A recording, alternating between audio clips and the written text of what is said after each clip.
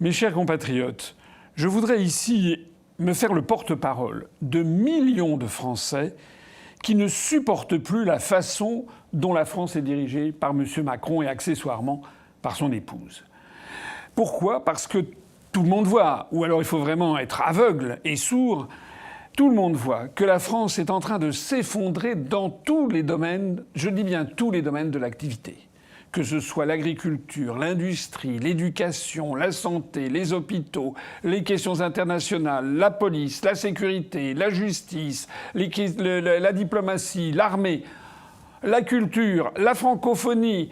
Dans tous les domaines, le bilan de Macron est un désastre, et le pire des désastres étant d'ailleurs qu'il a endetté la France d'une façon qu'on n'avait jamais vue depuis Vercingétorix. Maintenant, notre endettement culmine à plus de 2200 milliards d'euros. Le plus grave de cette situation, c'est qu'en plus de ça, les Français commencent à comprendre que M. Macron, je le dis comme je le pense, ne tourne plus rond dans sa tête. Il a dit lui-même, et ça a été répercuté dans quelques médias, qu'il avait, il y a 15 jours, paraît-il, traversé une dépression très grave. Et il a même dit qu'il y a un mois, dit-il, il devait faire le travail de tout le gouvernement, Premier ministre compris. Alors, ce sont quand même des déclarations hallucinantes. D'abord, je rappelle que le président de la République n'est pas là pour faire le travail du gouvernement. C'est quasiment un coup d'État, ce qu'il dit. Parce que normalement, on sépare dans la Constitution le devoir les tâches du président de la République des fonctions du gouvernement et du Premier ministre. Il considère à l'évidence Madame Borne même pas comme sa directrice de cabinet, comme une espèce de sous-fifre sur laquelle il s'essuie les pieds.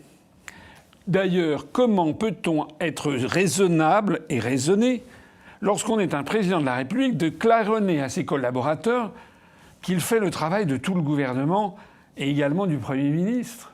Comment peut-on même se laisser aller à dire à un journaliste qu'il a traversé une très grave dépression voici 15 jours ? Alors de deux choses l'une, soit c'est vrai, mais à ce moment-là, les dépressions, ça ne dure pas 15 jours. Une dépression très grave, ça dure plusieurs années. Soit ce n'est pas vrai, mais à ce moment-là, ça veut dire que nous avons affaire à un mythomane, quelqu'un qui est capable de raconter absolument tout et n'importe quoi. Est-ce que c'est raisonnable ? Est-ce que vous imaginez, je m'adresse ici aux personnes qui ont plus de 60 ans, est-ce que vous imaginez Charles de Gaulle prenant en tête-à-tête un journaliste en disant « Vous savez, j'ai une dépression très grave depuis 15 jours ». Est-ce qu'un chef d'État dit cela ? Non. Même Hollande n'osait pas dire des choses pareilles. Et puis, à la limite, certains pourront dire bon, c'est simplement, il avait peut-être un petit peu trop bu, ou il s'était peut-être injecté une substance, parce que tout le monde ne parle que de ça, donc autant le dire. Tout le monde le dit en France que M. Macron est addict à la cocaïne. Alors c'est vrai, c'est pas vrai, je n'en sais rien, mais c'est un fait que tout le monde ne parle que de ça. La question qui se pose, c'est que ça se traduit aussi par ses actions en matière internationale et ses actions complètement délirantes. Le Covid, il a fait s'endetter la France de plus de 500 milliards d'euros, en fait pour rien, pour payer les gens à ne rien faire. Quand on voit comment la Covid a été gérée en Suède ou dans d'autres pays, même des pays que l'on cite en horreur comme le Bélarus, on s'aperçoit que la France est le pays qui a dépensé le plus pour en fait avoir un résultat très médiocre, puisque nous avons plus de morts par habitant que la Suède, par exemple. Mais ça n'est pas tout. Monsieur Macron, on a l'impression qu'il n'est pas le président des Français, il est le président de tous les autres peuples, sauf des Français. Il s'est rendu en Afrique du Sud voici quelques semaines, et il a quasiment sorti un chèque en disant qu'il allait donner 1 milliard d'euros pour aider l'Afrique du Sud à sortir du charbon. En quoi est-ce que c'est l'utilité des fonds publics français, c'est-à-dire de l'argent des contribuables, en quoi l'argent des contribuables français doit-il servir à cela ? Mais le plus extraordinaire, c'est qu'au même moment, on apprend que la France est obligée de remettre en fonctionnement des centrales au charbon, et d'ailleurs qu'on va prendre du charbon d'Afrique du Sud. Mais on marche sur la tête. Autre exemple, la France ne cesse que de donner de l'argent à l'Ukraine. Il n'y en a plus que pour l'Ukraine. Un pays dont il y a un an, jour pour jour, il y avait 95% des Français qui avaient du mal à le situer. Désormais, il ne se passe plus de jours où l'on ne nous explique qu'il faut tout donner, tout donner, tout donner à l'Ukraine et encore et jusqu'au bout et pour toujours et à tout jamais, etc., etc. Et des milliards et maintenant c'est Charles Leclerc et ci et ça. Mais où va-t-on ? Jamais les Français d'ailleurs n'ont été interrogés sur cette question. Le plus beau de l'histoire, c'est qu'on a vu Mme Macron recevoir comme ça à l'Élysée Mme Olena Zelenska, la femme de Zelensky, qui est venue en France. Pourquoi ? Pour demander de l'argent, bien sûr, puisqu'il demande de l'argent tous les jours. On a vu donc Mme Macron recevoir en grande pompe Mme Zelensky à l'Élysée, et puis le lendemain soir, soirée de gala, salle Pleyel, etc., pour en fait donner de l'argent au peuple ukrainien. Mais on croit rêver. Au moment où, plus exactement, on croit cauchemarder, au même moment qu'on avait ces réceptions mondaines, on apprend au quotidien la vie des Français. Le nombre d'écoles à travers la France où la température est extrêmement basse. Le nombre de lycées qui sont dans une situation catastrophique. On apprenait le jour même où Mme Macron recevait Mme Zelenska, on apprenait qu'il y a un lycée en Seine-Saint-Denis, à Aulnay-sous-Bois, de 2400 élèves où il n'y a plus de chauffage depuis des semaines et où un certain nombre de fenêtres cassées ne sont pas réparées. De telle sorte que il y a des cours qui se font par 5 degrés. Il y a même des cours qui se font à la bougie, puisqu'il y a en plus de ça des coupures d'électricité tellement le réseau est vétuste. Enfin, c'est incroyable. Ça ne va pas. Autre exemple, ce sont les déclarations de M. Macron à l'emporte-pièce pour annoncer qu'il va être reçu ici ou là. Il a annoncé qu'il allait parler à Poutine, et puis Poutine a dit non. Après ça, il a annoncé qu'il allait reparler à Poutine, et puis Poutine a redit non.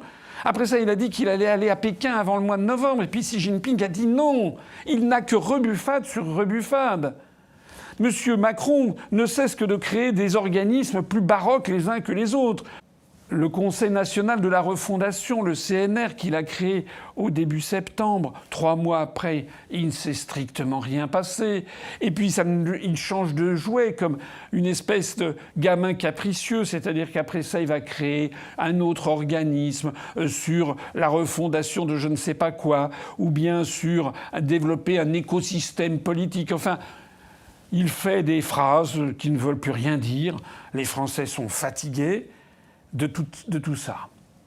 En réalité, je pèse mes mots, en réalité, c'est la santé mentale du président de la République qui maintenant est en cause. Lorsqu'il a sorti, il y a quelques jours, le fait qu'il fallait créer 10 RER dans 10 métropoles de France, si on lisait bien la presse à la loupe, parce que les médias sont gênés, tout ce que je vous dis là, tous les grands médias, tous les journalistes le savent, les médias sont gênés de relayer désormais un certain nombre d'incartades de Macron. Donc tout le monde était gêné parce qu'il n'y a pas le début du commencement d'une réflexion sur les fameux 10 RER. Il a lancé ça à la cantonade comme s'il était dans un troquet. Voilà, en ayant un petit peu trop bu, en se disant, voilà, il y a qu'à... C'est indigne de la part d'un président de la République. Normalement, la parole du président de la République doit valoir un engagement solennel de l'État. Après ça, il fait une pirouette en disant que non, il s'était projeté dans l'avenir. N'importe quoi. Ça ne lui a pas suffi. Une semaine après, il nous a dit que maintenant, il allait falloir avoir un port de Lyon à Marseille. Un port de Lyon à Marseille ? Mais bientôt, si ça continue comme ça, il va nous proposer un viaduc de Brest à New York, ou bien, pourquoi pas, de Perpignan à Bizerte. On est dans le délire complet.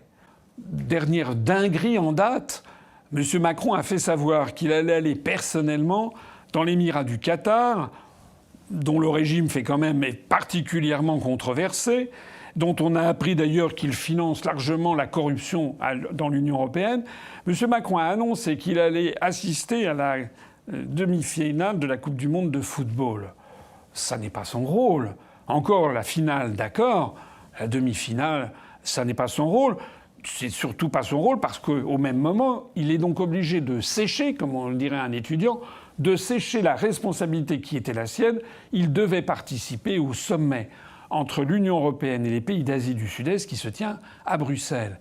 C'est-à-dire qu'entre défendre les intérêts de la France et du peuple français vis-à-vis de cette zone en extraordinaire croissance économique et d'une importance géopolitique considérable qu'est l'Asie du Sud-Est, entre défendre les intérêts de la France dans l'Union européenne vis-à-vis de cette zone, ou aller assister en spectateur à la demi-finale de la Coupe du monde de foot, il a préféré aller assister en spectateur. Là où ça devient plus scandaleux encore, c'est qu'il aurait pu, à tout le moins, se faire représenter par la Première ministre Madame Borne, d'autant plus qu'il nous explique qu'il est obligé de faire tout le boulot à sa place. Non. Vous savez ce qu'il a décidé ? Il a décidé de se faire représenter à Bruxelles par le chancelier d'Allemagne, le chancelier Scholz. Le chancelier Scholz qui est son ennemi juré. M. Macron a essayé de prendre un strapontin pour participer au voyage de Scholz en Chine récemment, le chancelier Scholz lui a dit que non, il ne souhaitait pas sa présence. C'est-à-dire que Macron passe son temps à tout céder aux Allemands et même à demander au chancelier Scholz de défendre nos intérêts. Vous avez compris comment il va les défendre, puisqu'en fait il ne cesse de nous torpiller dans tous les domaines. M. Macron fait ça plutôt que de demander au chef du gouvernement français d'aller défendre les intérêts de la France. Personnellement, je considère que Mme Borne devrait elle-même considérer qu'il a franchi les bornes et elle devrait présenter sa démission. Parce qu'elle est traitée comme une moins que rien. Pareil d'ailleurs pour la ministre des Affaires étrangères. Madame Catherine Colonna, je rappelle son nom parce que pratiquement plus personne ne la connaît, qui sont vraiment traités comme des subalternes. Alors ce qui est grave, c'est que face à ça, les médias du système ne disent pas un mot, ou alors tergiversent, disent que oui, l'idée lancée par M. Macron ne fait pas l'unanimité, a surpris ses collaborateurs, etc. Dans quelques cas un peu plus très rares, on voit un journal qui est un peu plus audacieux. On lisait, je crois, dans le journal Le Monde, un commentaire qui disait que dans les cabinets ministériels, quand même, beaucoup de gens trouvaient que M. Macron était très isolé, qu'il n'écoutait plus grand monde. En fait, il est en train de s'enfermer dans sa folie. Et l'opposition face à ça ? Que dit l'opposition ? Que dit Mme Le Pen ? Que dit M. Mélenchon ? Que dit Mme Tondelier à ELV qui a remplacé Julien Bayou ? Que dit M. Olivier Faure ? Que dit... alors, je ne sais pas si on doit les classer dans la majorité ou dans l'opposition, ils ne le savent pas eux-mêmes. Que dit M. Ciotti, des Républicains ? Rien. Ils ne disent rien.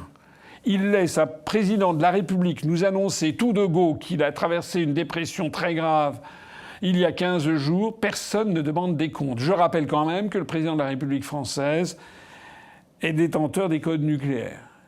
Et je rappelle que l'expérience a montré maintenant depuis plus d'1 an que M. Macron est capable de prendre des décisions qui entraînent la France vers la guerre contre la Russie sans avoir le souci démocratique minimal de s'assurer que les Français sont bien d'accord avec la politique jusqu'au boutiste qu'il lance. Quant à son épouse, je rappelle une énième fois que la femme du président de la République en France, le conjoint plus exactement, parce qu'un jour viendra peut-être où il y aura une femme président de la République, le conjoint du président de la République n'est pas élu. Il ne fait pas partie du paquet cadeau au moment où il n'est pas sur le bulletin de vote. Donc, Mme Macron, on lui doit le respect puisque c'est la femme du président de la République, bien entendu, mais Mme Macron n'a aucun droit ni titre pour engager l'argent des Français. Alors maintenant, que fait-on ? Il faut que les Français réagissent. Parce que ce que je crains vraiment beaucoup, c'est que la situation de la France ne s'aggrave, c'est quasiment assuré, mais que la situation du couple présidentiel ne s'aggrave également. Et en particulier que M. Macron soit sur une pente psychologique des plus graves. Je pense que M. Macron devrait se soumettre à des examens médicaux dont il devrait tenir informer les Français. C'était d'ailleurs ce que faisaient ses prédécesseurs. Je n'ai quand même pas rêvé que François Mitterrand, par exemple, avait expliqué qu'il avait un cancer et tous les ans, on avait le bilan de santé du président de la République. Bon, il était plus ou moins trafiqué, ça c'est encore une autre histoire. Mais la moindre chose que les Français devraient savoir, c'est est-ce que M. Macron a encore toute sa tête, puisque de son aveu lui-même, il a dit qu'il avait une dépression très grave De son aveu lui-même, il a dit qu'il faisait toutes les fonctions du gouvernement. Alors dire ça, ça veut dire qu'il a pété un câble, pour parler vulgairement.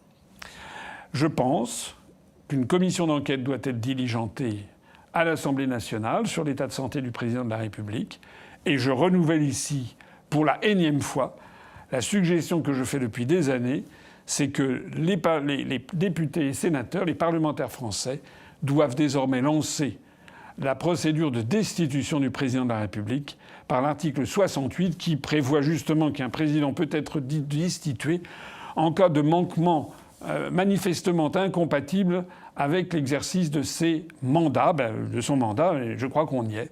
Lorsqu'un président de la République détenteur de l'arme nucléaire nous dit qu'il a traversé une très grave dépression et il se prend maintenant à nous expliquer qu'il fait marcher toute la boutique gouvernementale à lui tout seul, ça veut dire qu'il y a un stade a été franchi et que désormais c'est manifestement incompatible avec l'exercice de ses fonctions.